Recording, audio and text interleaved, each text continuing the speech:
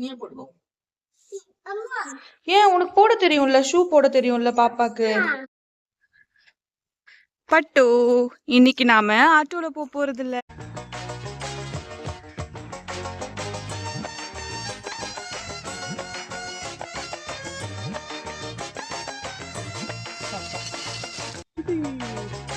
என்னம்மா இது?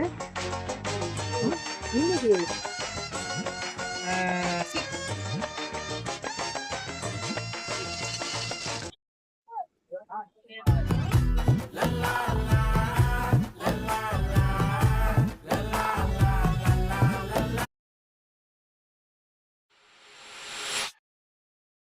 பட்டோ பட்டோ எங்க கிளம்பிட்ட? ஆ வண்டிலையா? எந்த வண்டியில? பாரு, மைட பவுடர் கூட அழிக்கல பாப்பா. நீ போடுவோ. ஏன் உனக்கு போட தெரியும்ல, ஷூ போட தெரியும்ல பாப்பாக்கு. நீயே போட்டுக்கடி. நீ போட்டுக்கோ. பாப்பா ஷூ போடுங்க.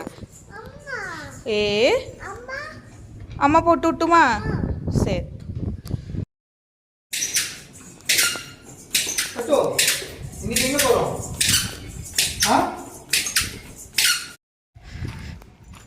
பட்டு இன்னைக்கு நாம ஆட்டோல போறது இல்ல, நடந்து போய் பஸ் பிடிச்சி கோயிலுக்கு போறோம். ஓகே? ஓகேவா? பஸ்ல போலாமா?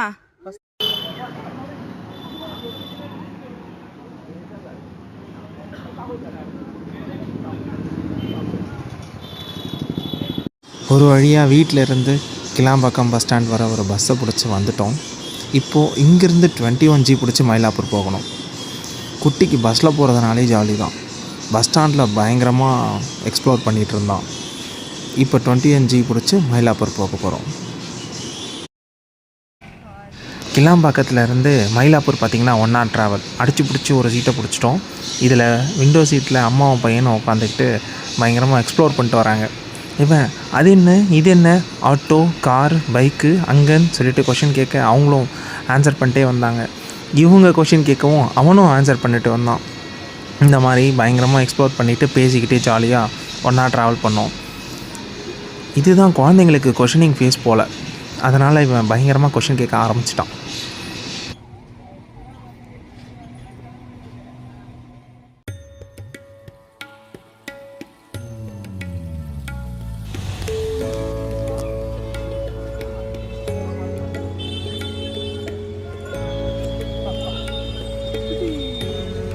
என்னம்மா இது?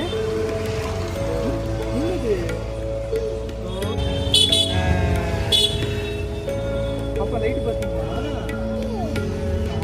போலாமா?